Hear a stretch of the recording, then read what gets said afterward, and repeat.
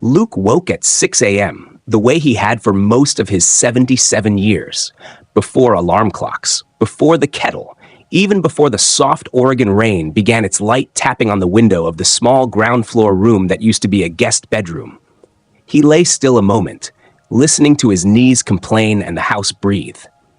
And then he swung his legs over the side of the bed, feeling with his feet for the slippers he always nudged under the chair the night before so he wouldn't have to bend too far in the morning. He took his time, pulling on a clean, long-sleeve shirt, a habit from colder months that stuck even when spring tried to warm Salem, and buttoned it with hands that were still steady from a lifetime of careful work with wire and tools. Outside, a gray light spread across the yard and made the first look taller, and inside he heard pipes sigh, the heater kick on, then off again too quickly because someone had set the thermostat low.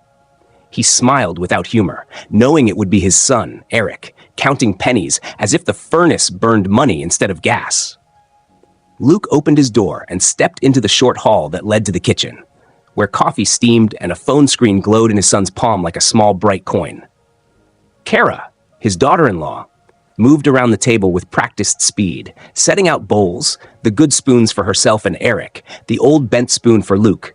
Not cruel, just thoughtless in the way people get when they think of a person more as a cost than a guest.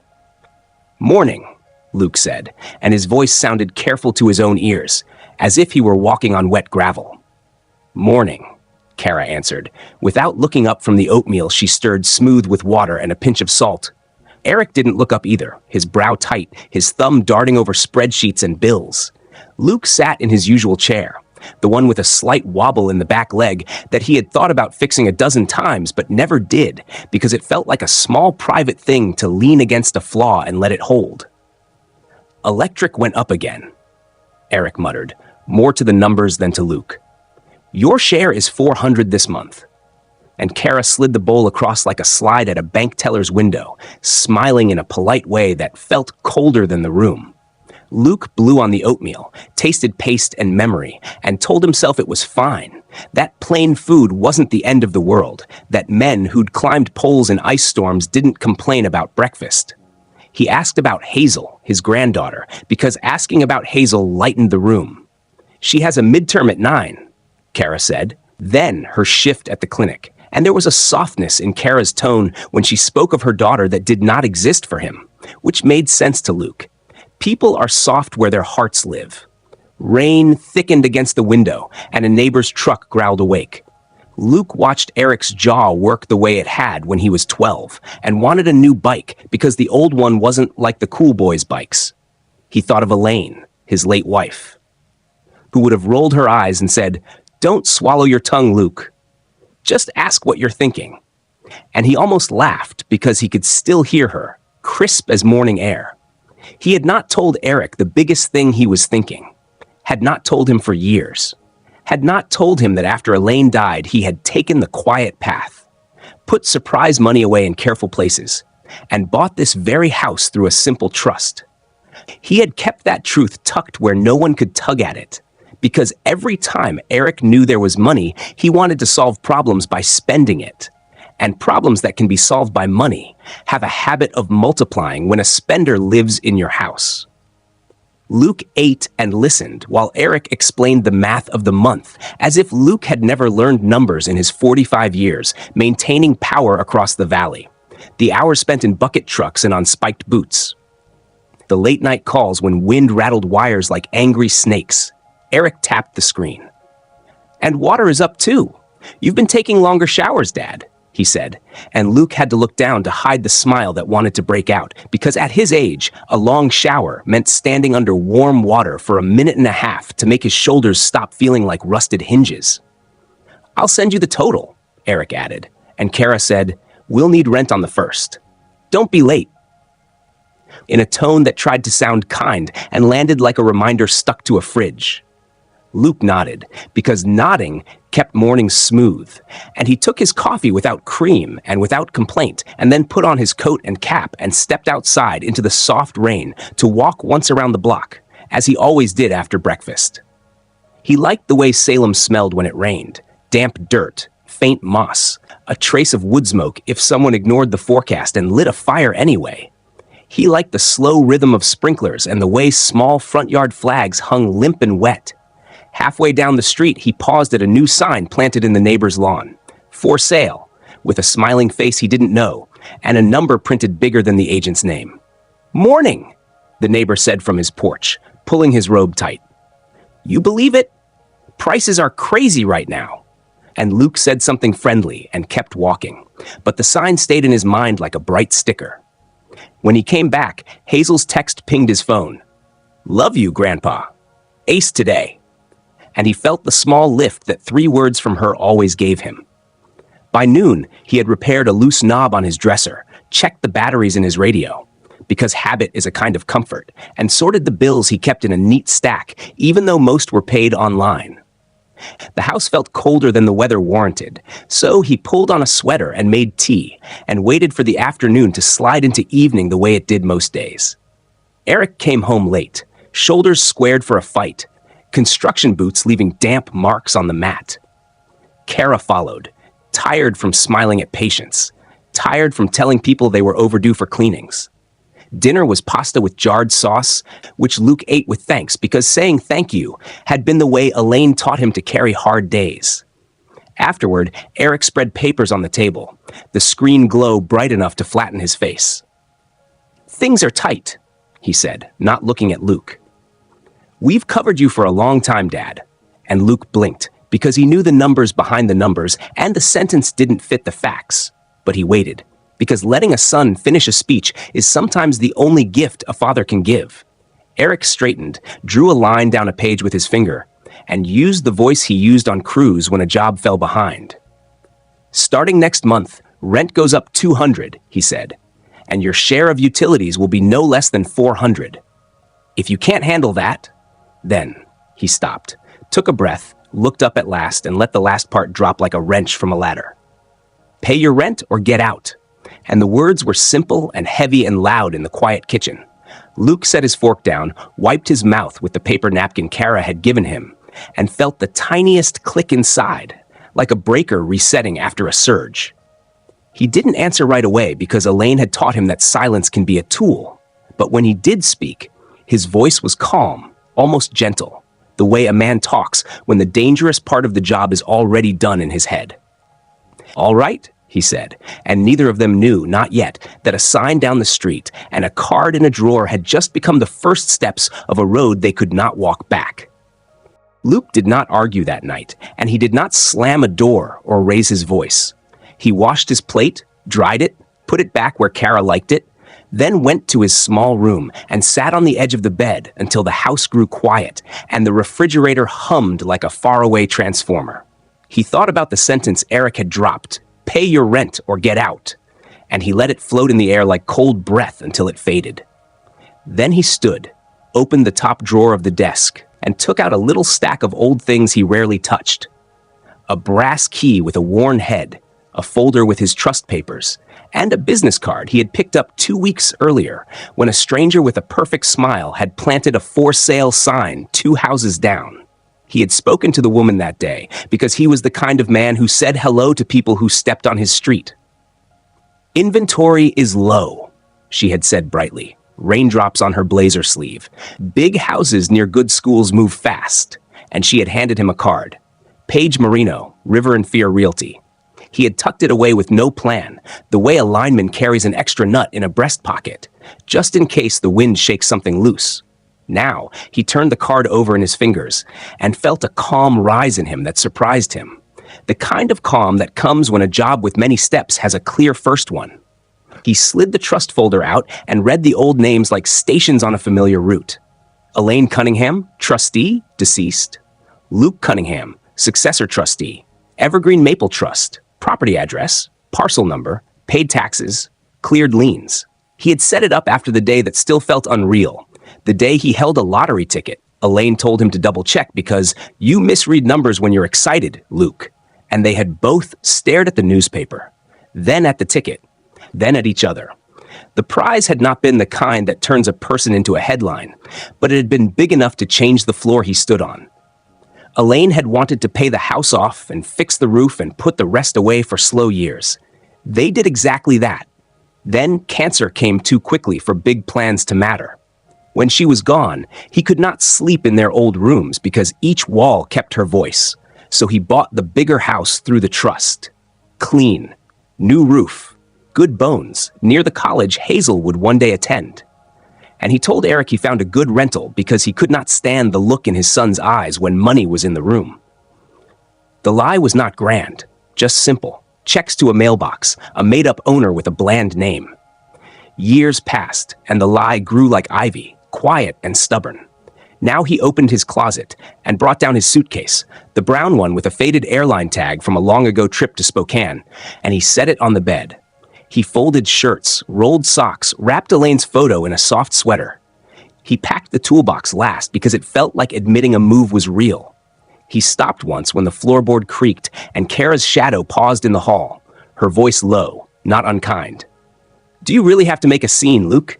Eric's under pressure." "I'm leaving," he said without looking up, "so there won't be a scene." And she exhaled in a way that meant relief and worry in equal parts. In the morning, he called a cab from the porch so the engine wouldn't wake the house, but the sound still rolled down the hall.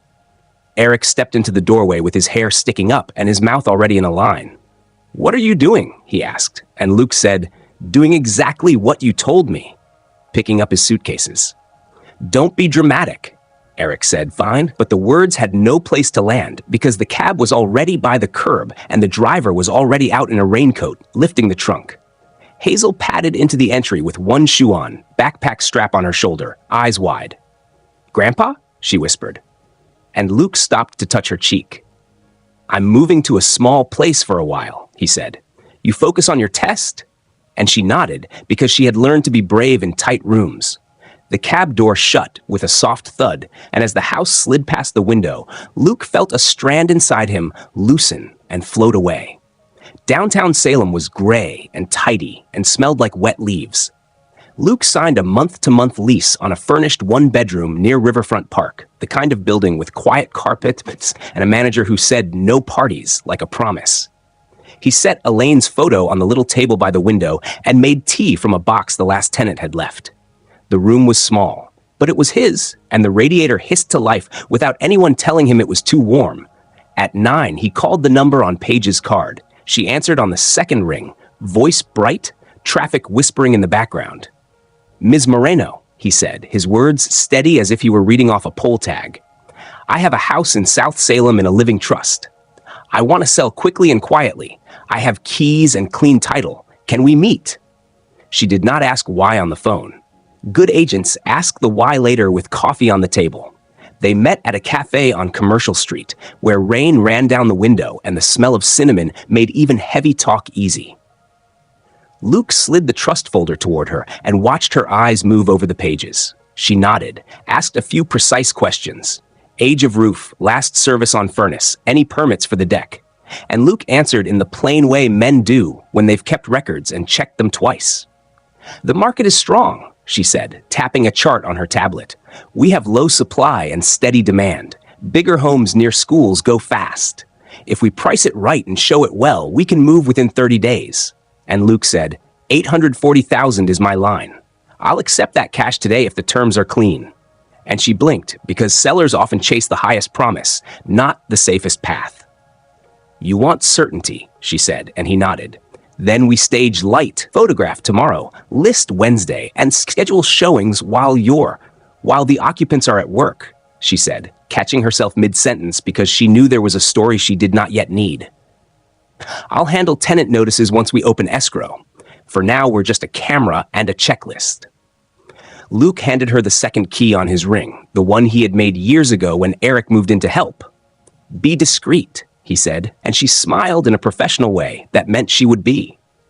That afternoon, while Eric managed crews and Kara polished smiles, Paige and a photographer moved through the house like careful ghosts.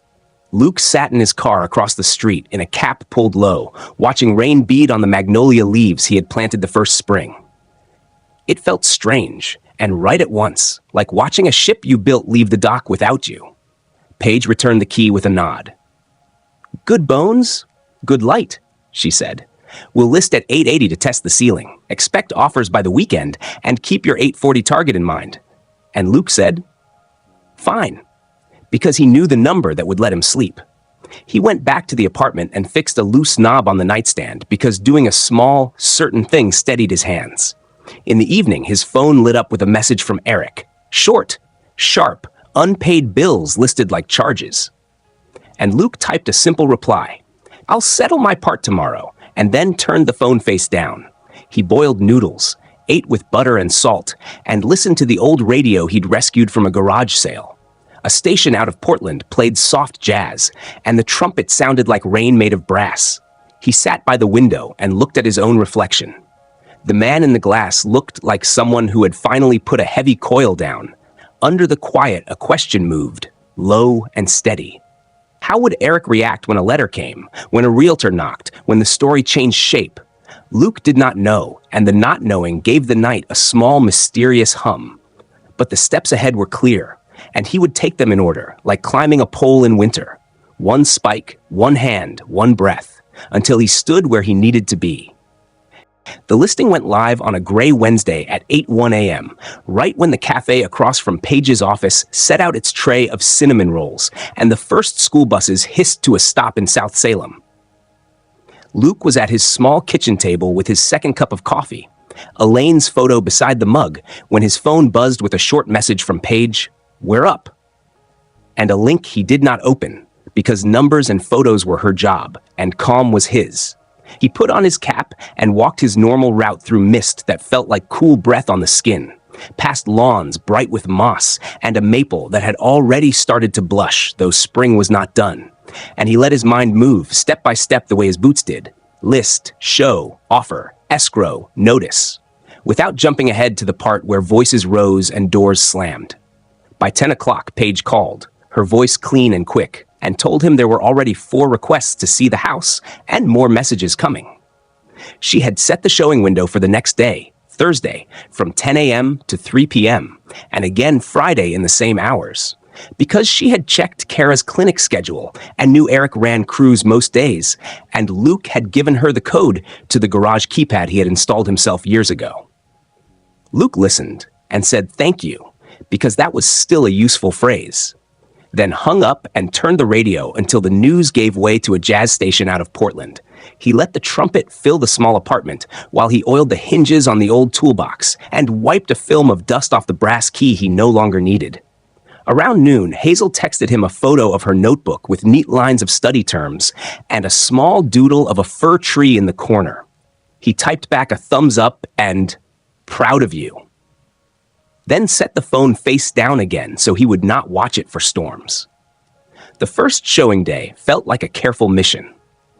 Luke took the bus to a block away and then walked the last stretch under a light rain, keeping to the far side of the street the way a lineman keeps to the safe side of the pole when a line may still be live. Paige's staging had worked a quiet magic. The porch planters were fresh, the throw on the couch was the color of river stones, and someone had set a book open on the coffee table in a way that suggested a reader had only just stepped into the kitchen. Luke stayed in his car, cap low, while the photographer's sign by the curb told buyers to remove shoes and imagine their futures. And he watched people come. A teacher couple with a toddler who slapped the wet window happily. A pair of retirees who took notes together and pointed at closet doors like generals planning supply routes, a nurse and a paramedic who measured the dining room with their palms and grinned.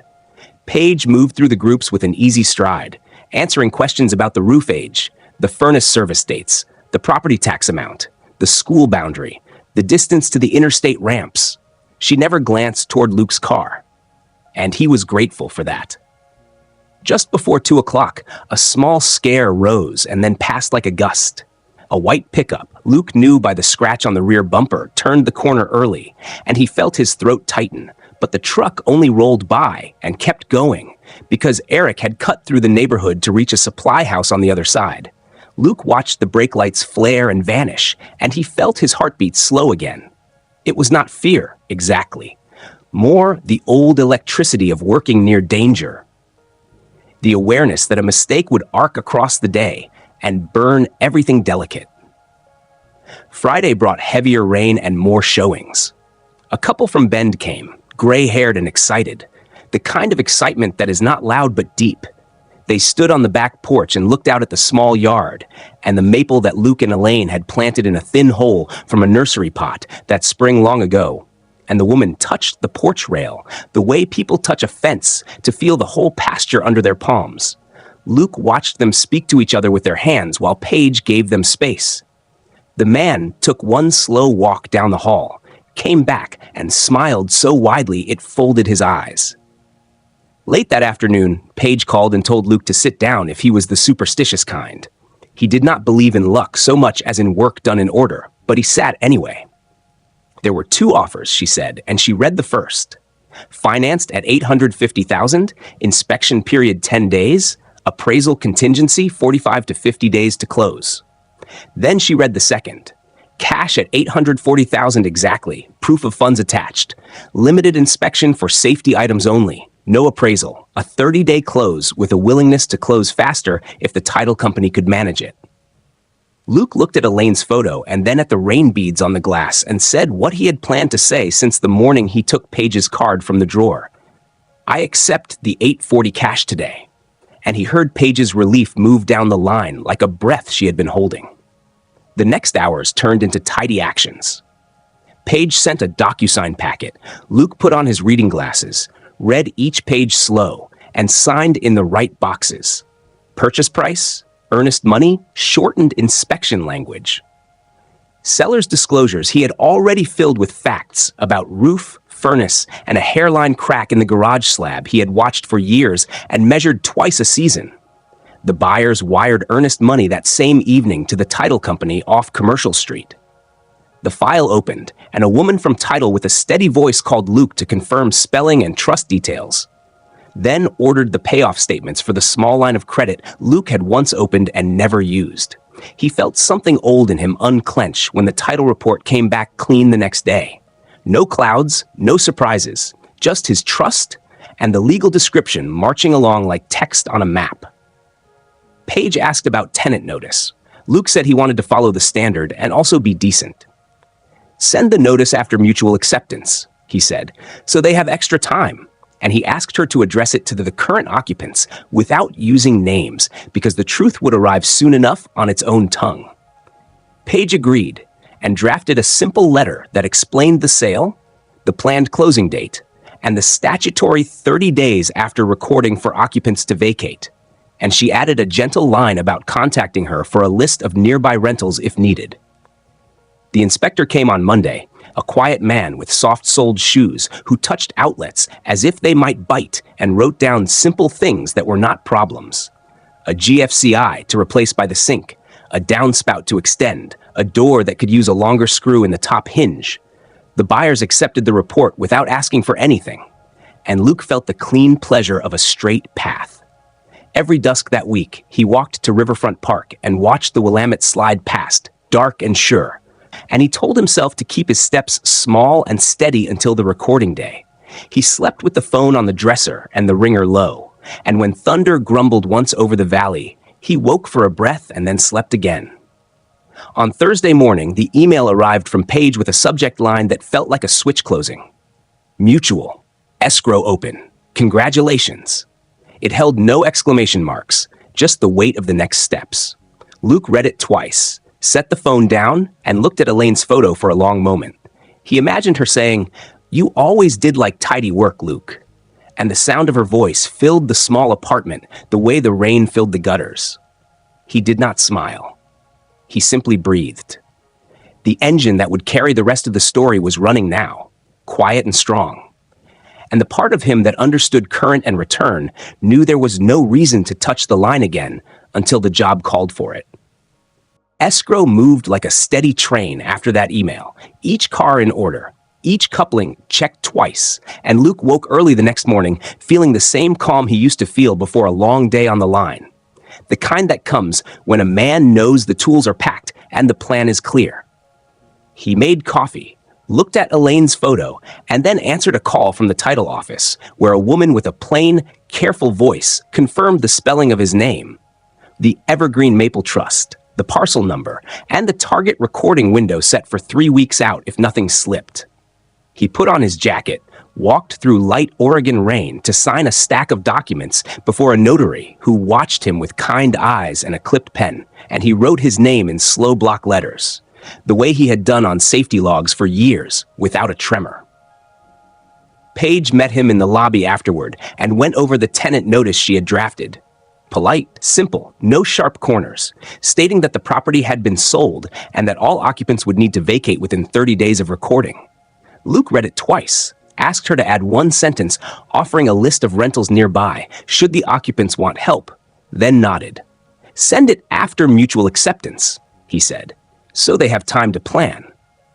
And Paige said she already had the certified envelope ready, the tracking slip stuck neatly to her planner. That afternoon, he walked by Riverfront Park to let his thoughts settle, watched the Willamette slide past like a long dark ribbon, and told himself to keep steady and not rehearse conversations that had not happened yet. He fixed a loose hinge on his apartment door, ate soup from a can, and slept with the radio low until the rain on the awning dimmed it into a single soft sound. 2 days later, the certified letter reached the old porch in South Salem, the green card clipped to the front like a tag, and the mail carrier rang the bell and left it in the slot because no one answered. Kara found it when she came home from the clinic, cold inside from the day, her hands smelling faintly of latex and mint polish. She put her bag down, called out to Eric that there was something from a realtor, and slit the top with a butter knife. The words were plain. The property had transferred to new buyers, closing scheduled in under a month, occupants to vacate within 30 days after recording, questions to be directed to Paige at River and Far. Kara sat, then stood, then read it again with her lips moving. Eric came in hard from the garage, boots smudged with dust, and took the letter, his mouth flattening as he read, then flattening more. "This can't be right," he said, a practiced note in his voice that he used on vendors who missed deliveries. "We pay rent on time. We take care of the place. We'll call the landlord. We'll offer to buy. We're not going anywhere." And he set the letter down as if it might burn the table. Kara pointed to the contact line and said they should call this Paige person first and find out if the landlord had lost his mind. Eric shook his head and reached for his phone because he wanted to leap over the middle and shout at the top. In the apartment across town, Luke's phone vibrated on the dresser where he had left it, and he saw his son's name on the screen. He let it run 3 rings because the old habit of breathing before a call was still in him, then answered with a calm hello. Eric did not say hello back. He went straight to the cliff.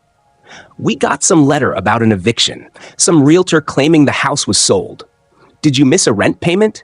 Did you forget to send it to the landlord?" Luke said very quietly that he had paid what he needed to pay and that he would not discuss details over the phone until the paperwork settled. Eric's voice jumped to a higher rail. "Don't play coy, Dad. Give me the landlord's number. I'll fix this. We'll buy the place. We've built our life here." Luke told him to contact the agent listed, that she would explain the timeline, and Eric swore under his breath, a sound like a snapped twig, and hung up to call the number at the bottom of the page. Paige answered and held the line with the patience of a professional who has stood between many storms, stating gently that the sale had been finalized and recording was scheduled, that the notice period would begin then, that the buyers were a retired couple moving to be near grandchildren, that they had asked for a respectful transition, and that she would be happy to send rental listings within their budget. Eric barked that he would speak to the owner directly, and that there had to be a way for a good tenant to buy the property before outsiders took it. Paige said the owner's representative had given her authority to manage communication, that there was a clean cash contract, and that there was no right of first refusal written into the lease, because there was no formal lease on file at all, only month-to-month payments. Eric went very still at that last line, like a man who realizes the map he drew in his head does not match the ground under his feet. He thanked her in a tone that did not mean thanks, ended the call, and stared at the paper as if force might change the ink. The house felt different that evening, smaller, even though the rooms had not moved. Hazel came in from her class at Chemikita, cheeks pink from the damp, and found Kara folding towels with tight hands. When Hazel asked what was wrong, Kara showed her the letter and tried to keep her voice from shaking. "Is this legal?"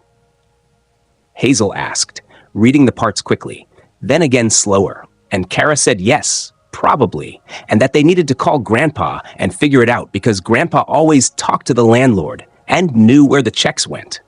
Hazel stood with the letter and felt a small cold coin drop into her stomach. Not fear, exactly, but the sense that something about their story was about to change shapes. That night, Eric did not sleep much. He got up twice and checked the thermostat, paced the hall with his phone in his hand, opened the file drawer in the desk and took out bank statements, flipped through the rent utilities ledger he kept, and pointed with his finger at numbers as if numbers were nails he could drive back into the wall. He wrote a list. Call landlord. Call bank for pre-approval. Call an attorney friend from a job site. Call the county about notice periods. He fell asleep at 3 and woke at 6, feeling as if someone had taken a slice out of the morning. Luke woke at 6 too, but he woke to quiet. The hiss of the radiator, the low jazz station, the simple weight of his own blanket. He made oatmeal and added cream because no one in his apartment was counting spoons. Then he put on his coat and walked to meet Paige at her office to sign the last few seller disclosures and to confirm the projected recording date. "We're on track," she said, sliding a paper across. "I sent the notice early, as you asked." He called. Luke nodded once. "I thought he would," he said, and Paige studied him as if trying to reconcile the kind, spare man in front of her with the heat she had heard in the son's voice. Outside, rain thickened, and the streetlights buzzed in that way Luke knew so well, a soft halo that means damp wire and warmer air. He headed back to the apartment, stopped for a dozen screws at the hardware store because a drawer had started to sag, and told himself again that the next step was simple. Wait for recording, then speak the truth once, clear and level, and let the facts stand on their own legs. Mystery hummed under all of it, not the kind from books, but the human kind. How will a son hear his father when money and pride and roofs and rooms are on the line? And Luke stayed with that hum the way he had stayed with weather on a long repair, steady hands, quiet breath, one careful thing at a time.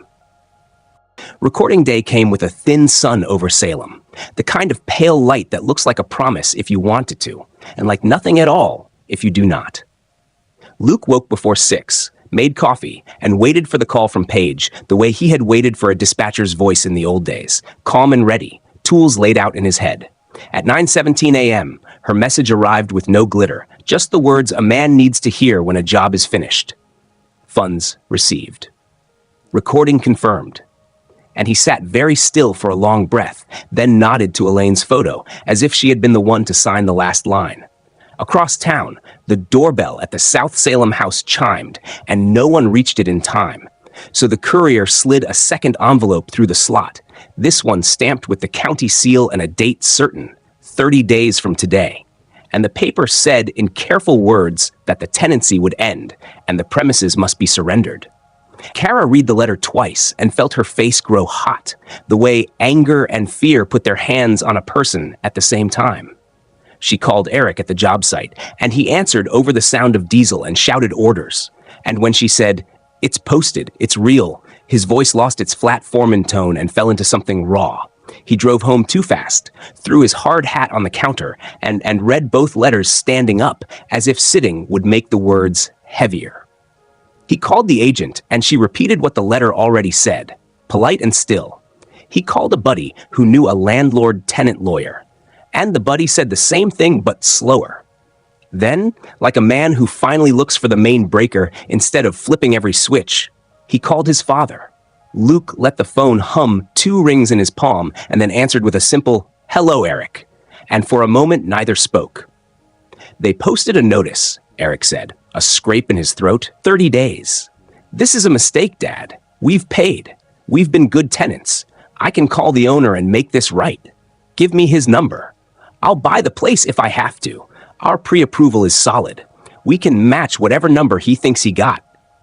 Luke was quiet the way a man is quiet when he lays a heavy weight down so it will not crush his toes. He looked at the blueberry bushes outside his small window and then said the words he had kept folded for years, one by one, flat and true. There is no landlord, Eric. Not the way you think. The house has always been mine. I bought it after your mother died. I kept it in a trust. I paid the taxes. I replaced the roof. I handled the furnace. You paid me what you called rent. When you said pay or get out, I did exactly that. I got out. I sold my house. On the other end, Eric made a small sound, more breath than word, and then a laugh that was not a laugh.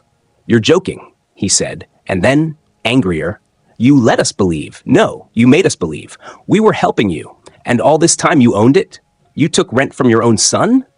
Luke kept his voice level. I did not take rent from you. You took rent from me. I let you. I wanted the house to hold a family.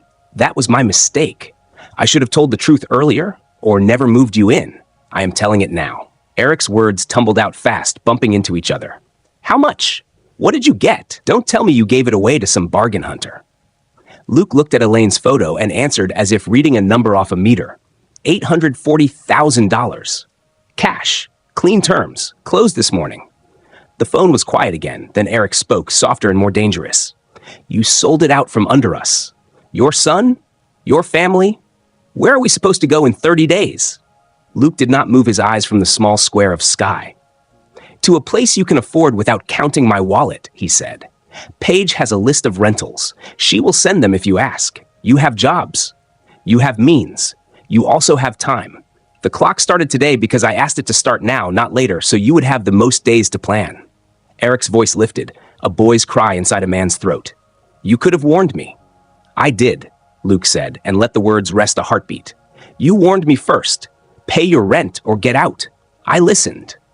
I chose the second part. In the silence that followed, Luke could hear Kara saying something in the background, and a drawer sliding open and shut, the sound of a house already loosening its grip. Why? Eric said at last, but the word meant more than one thing. It meant, why sell? Why hide? Why this hard edge? Why now? And Luke answered the deepest one. Because I was tired of being charged rent in a house I owned. Because I was tired of living by someone else's thermostat and someone else's ledger. Because I wanted my dignity back before I put my tools down for good. Eric tried another angle, softer, bargaining, the way he did with suppliers. You could have put it in my name, in Hazel's. We're your family. Luke closed his eyes. Family is the reason I kept quiet. Every time there was money in the room, you wanted more, not because you're evil, but because that is how you learned to solve things. Your mother and I made mistakes there. I am trying to fix mine by saying no where I should have said it years ago. The line crackled, or maybe it was just breath. You'll regret this, Eric said, but the heat had drained from the words. Now they sounded like something he had been told once and kept in a pocket. Luke let them pass. Maybe, he said, but I finally slept last night. We can't pay movers, Eric said suddenly, the way a man says a thing he did not plan to say, the truth slipping out. We'll get hit with fees if we're not out on time.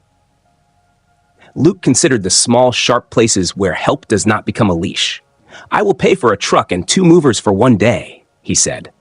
I will not pay deposits or first month's rent or anything that ties us back into the old fight.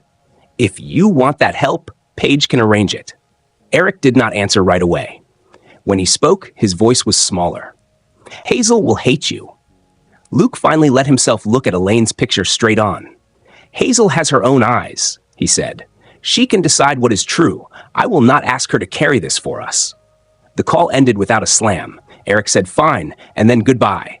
Each word a plain board laid across a gap, and Luke said, and set the phone down. He sat still until his heartbeat folded back into its regular shape. Outside, the light shifted and a soft wind moved the leaves of the blueberry bushes so they flashed a darker green. A minute later, the phone buzzed again. Hazel's name lit the screen. He almost braced himself, then did not. He just answered. Grandpa? Her voice was careful and kind. Mom says the house is sold and we have to move. Is that true? It is, Luke said. I should have told you sooner. I did not want you in the middle. I still don't. There was a pause, the kind where a person changes their mind mid-sentence. Are you okay? She asked, instead of the other questions. I am, he said. Will you still be okay if I visit you, even if Mom is mad? The porch light will be on, he said, and he felt the tightness in his chest loosen another notch. When the call ended, Luke made tea and stood by the window. The mystery in the room was not big or dramatic. It was simple and human. Would a son learn anything from a line finally drawn, or would he only feel the edge? Luke did not have that answer yet, and the not knowing was part of the day now, like Oregon rain, like the hum of a transformer far off that you only hear if you stop speaking. He picked up his small notebook and wrote 2 lists, one titled, "What I Can Do," and one titled, "What Is Not Mine," and he kept the second one longer on purpose. Then he called Paige and told her to arrange the moving truck for Eric if Eric asked. And after that, he turned off the radio and listened to the quiet, which sounded, for the first time in years, like his own life. The next morning, Eric showed up at Luke's small apartment without texting first, knocking hard enough to rattle the peephole, then knocking again as if noise could change facts. Luke opened the door and stepped back so his son could choose to enter or not. And after a brief hesitation, Eric came in and stood in the middle of the room like a man not sure which wall held the switch. The apartment smelled faintly of coffee and machine oil from the radio. Luke had been cleaning, and 2 mugs sat on the table, one empty, one waiting, because Luke had guessed this visit might happen and had set a second mug out the way. You set an extra plate when you hope for company who might still be kind. "You lied to me for years," Eric said, skipping greeting, his voice rough from a night that had not slept. "You took rent from me on a house you owned." And the words came like nails thrown on pavement, shining and sharp. Luke gestured to the chair, and when Eric did not sit, he sat himself, because sitting meant he would not loom, then spoke in the same steady tone he used when he had to explain to a crew why a line could not be energized yet. Calm, simple, no heat. "I let you believe there was a landlord because every time money became visible, you reached for it," he said. "I wanted a quiet life close to family." The quiet went away, and he could see Eric's anger pause, just a flicker, at the soft way the words were set down. "We can fix this," Eric said quickly, like a foreman offering a plan on a bad day. "Call the buyers. Tell them you changed your mind. We'll match the price. We'll add 5,000, 10. We'll make it easy." And Luke shook his head, slow. "They are a retired couple moving from Bend to be near grandkids," he said. They walked the hall and smiled at each other like the rooms already knew their names. "The deed is recorded. It is done." And Eric exhaled, then paced, then stopped at the tiny bookcase, as if titles might hold the lever to move the day back. "You blindsided us," he said, quieter now. "Kara's scared. Hazel's pretending not to be. 30 days is nothing." And Luke nodded once, as if checking a span length he had measured twice. "It is short, and it is legal," he said. "I asked the letter to go out early so you'd have more time. Paige will send listings near your price. I told her to arrange a moving truck if you ask. That is what I can do. The rest is yours." And that line, "What I can do, what is yours," hung between them like a wire pulled tight. Eric finally sat and put both hands around the waiting mug without drinking, staring down at his fingers as if they were suddenly someone else's. "I meant the words," he said after a minute, not looking up. "Pay or get out." I was angry. I counted every light you left on, every minute the heat ran. It felt like we were carrying you. And Luke did not correct the record with the quiet math of taxes paid, repairs arranged, trust accounts balanced. He only answered the feeling, because feelings do not respond to spreadsheets. "I carried you too," he said gently.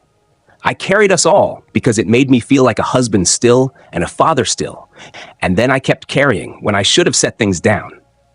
That was my mistake. I am setting things down now." And he saw something inside his son move.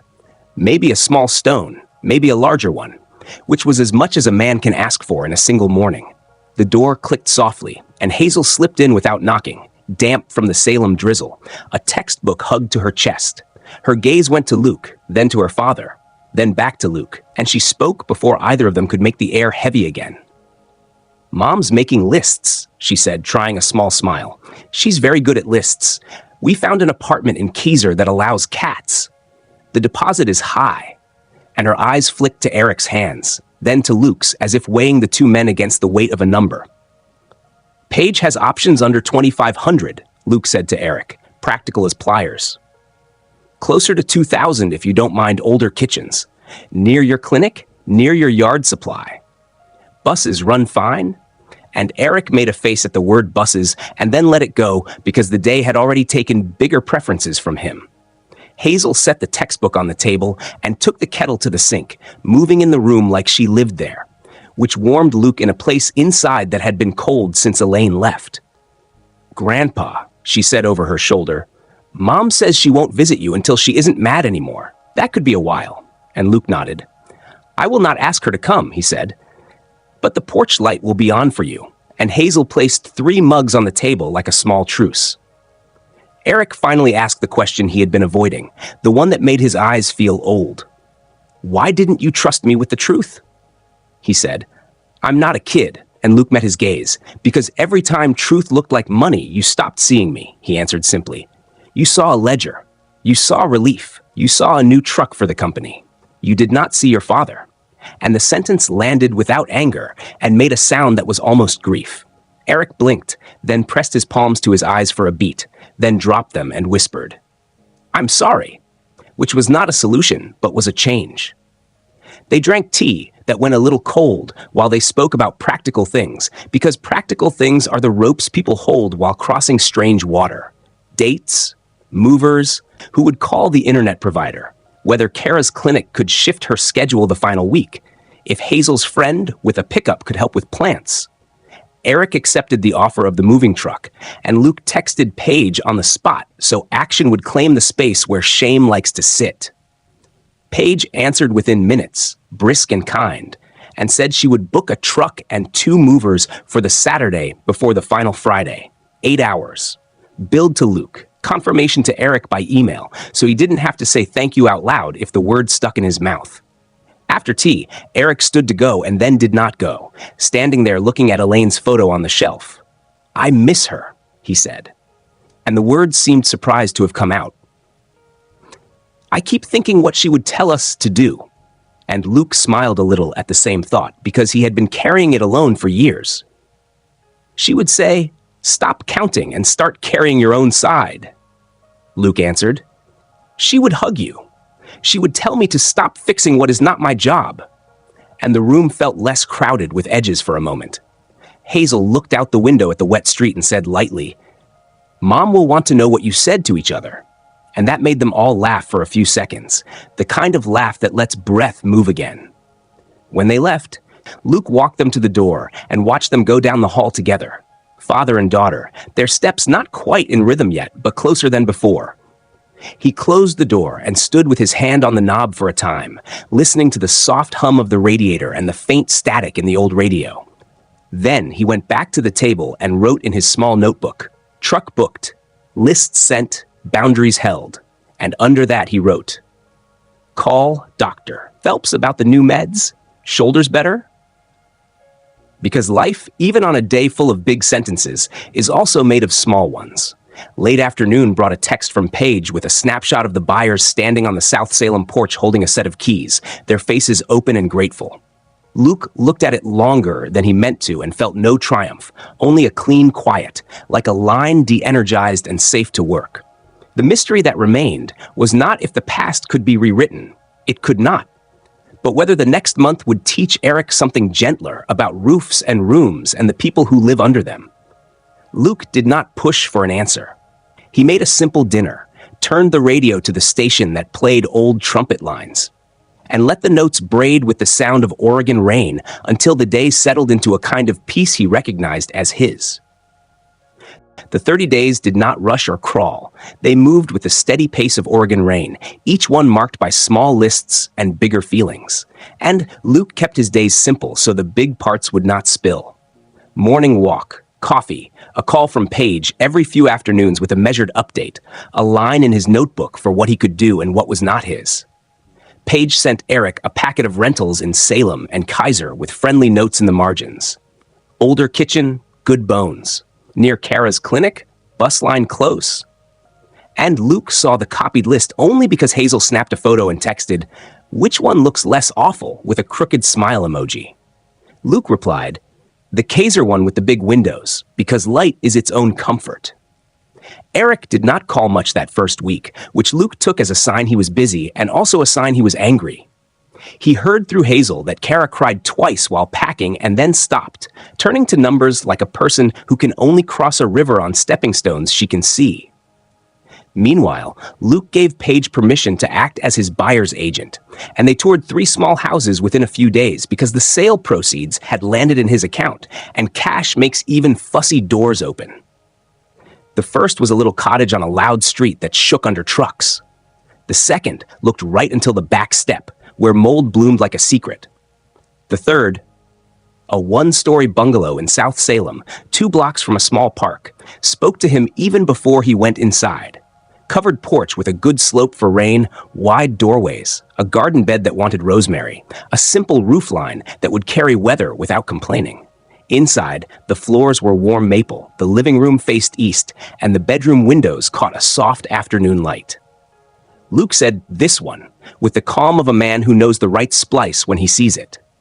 Paige wrote the offer that afternoon. Full price, cash, 10-day close, no drama, and the seller accepted by evening, leaving Luke blinking at how quiet good news can be.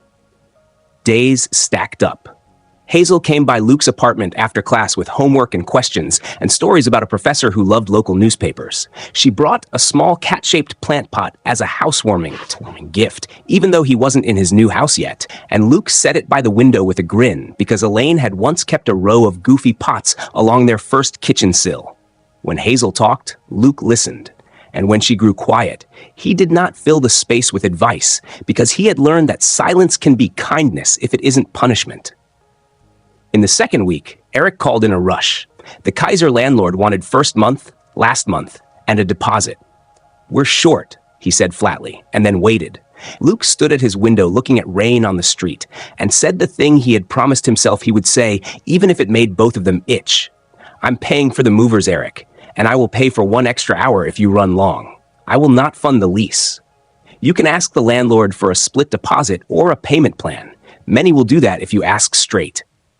Eric blew air like a man cooling a burn. "Right," he said at last, and hung up. The third week brought a small tangle. Kara found a clause about cleaning fees and was sure the old house would ding them for anything left dusty.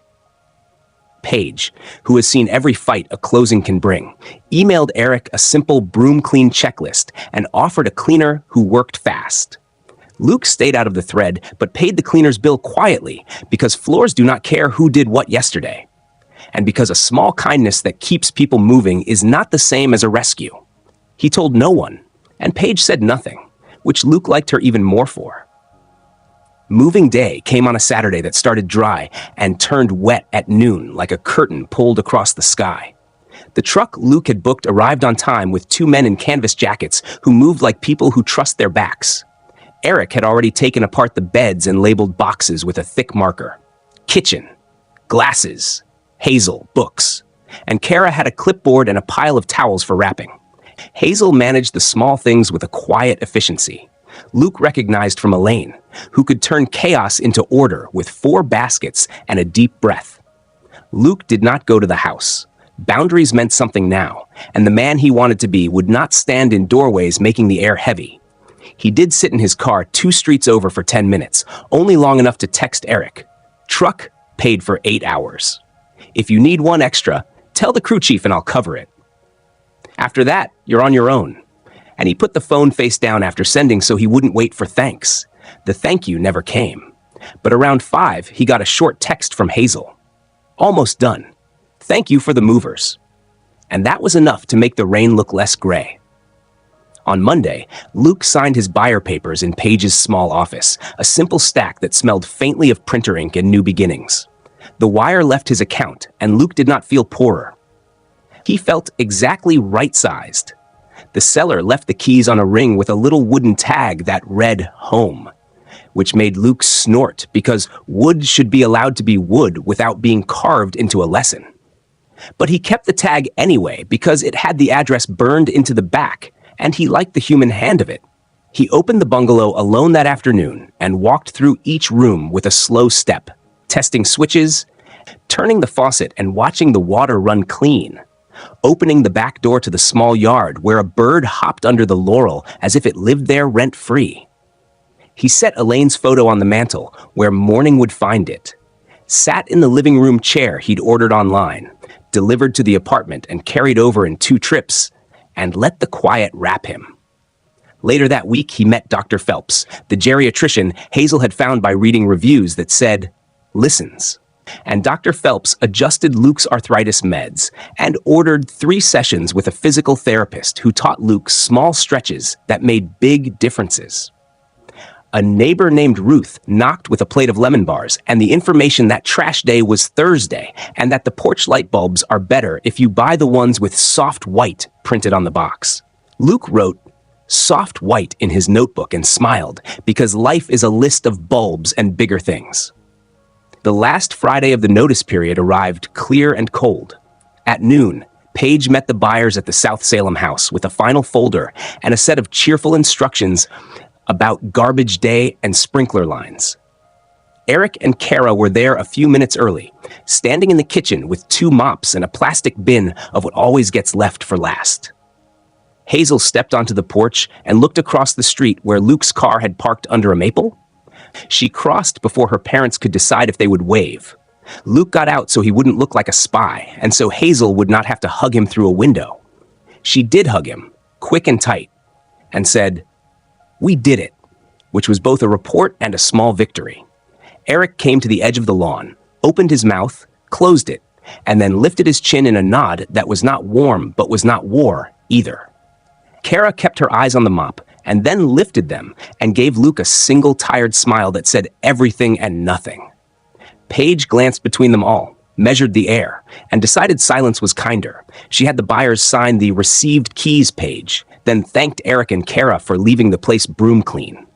Luke watched the retired couple step into their new hallway with that quiet, deep excitement he had seen on showing day, and he felt in his chest not triumph, not revenge, just a release, like a breaker switched off and tagged safe. He did not linger. He told Hazel to text him their new address once they were settled, tipped an imaginary cap toward Eric, the way men once greeted each other on job sites, and drove back to his bungalow where a small stack of unopened boxes waited, and the porch smelled faintly of rain on warm wood. That night, he made soup in his own kitchen with the good salt Elaine had liked, placed the cat-shaped pot on the sill, and wrote in his notebook, "Keys handed, house closed." We all kept standing. And under it he added, because mystery still moved under everything. "Will time loosen pride? Not my job to pull." Luke's first week in the bungalow felt like stepping onto a porch that did not tilt, every board true under his feet. And on the 8th morning, he sat with coffee steaming in the cool Salem air, listening to a small radio murmur, an old trumpet line while sun slid across the rosemary he had planted. The phone buzzed at 7:12. Eric's name bright on the screen, and Luke let it ring twice. Old habit, one breath for calm. Before he answered, Eric did not waste a word on greeting, his voice high and thin the way wire sings in wind. They posted a notice. 3 days to pay or we're out. Deposit balance and first month short, late fee. Management says comply or vacate. Dad, I can't. What do I do? Luke looked at the light on his floorboards and felt the old training rise, the part of him that talked people through storms without shouting. "Slow down," he said softly. "Tell me the numbers." And Eric did. They had covered movers and cleaning and the truck gas and new keys. But the apartment wanted the last piece of the deposit by Friday noon, plus a small pet fee they had not expected and a late charge that stung. "We're 280 short," Eric said, and Luke heard the word "we" carry more weight than money. He kept his voice even. "Listen carefully," he said. "You are not being evicted today. You are being asked to perform what you agreed to perform. There is a path. Here is the order.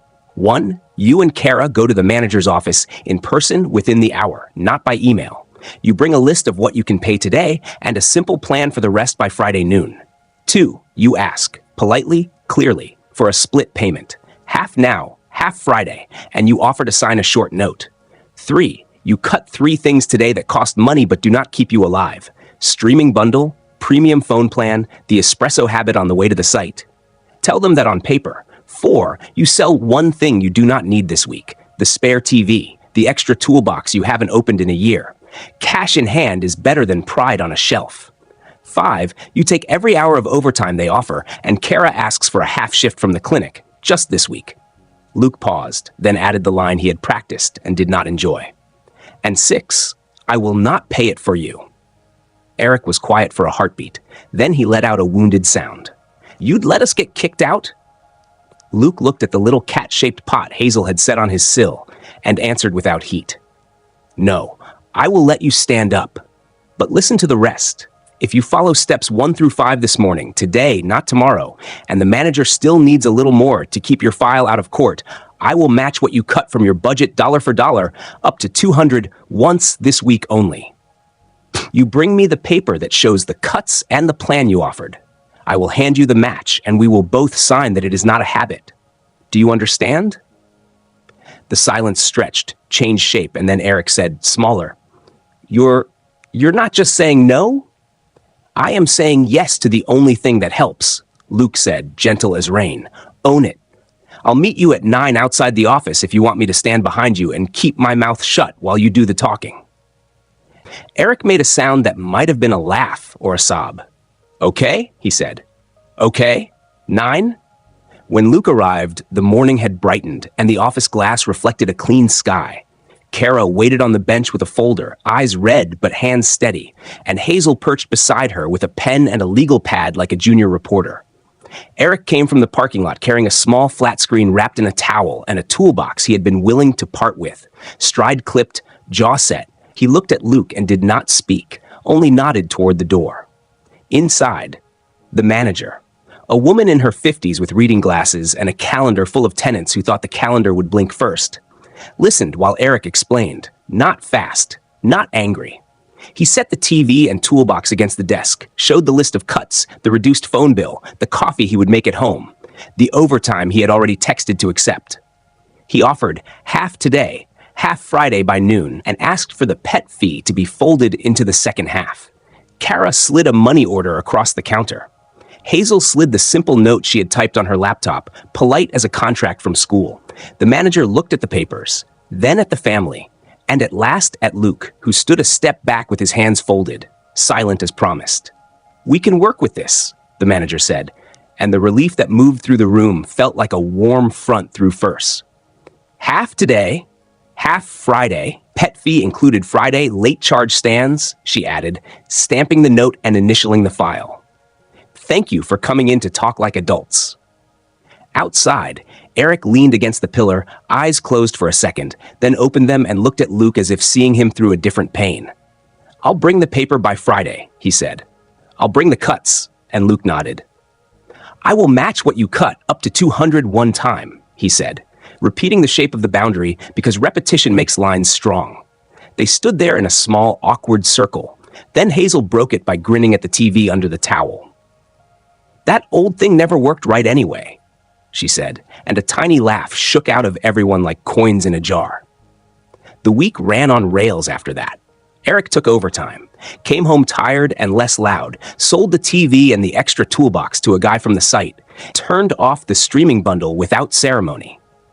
Kara picked up a half shift and brought home a bag of groceries that did not apologize for being brands without commercials.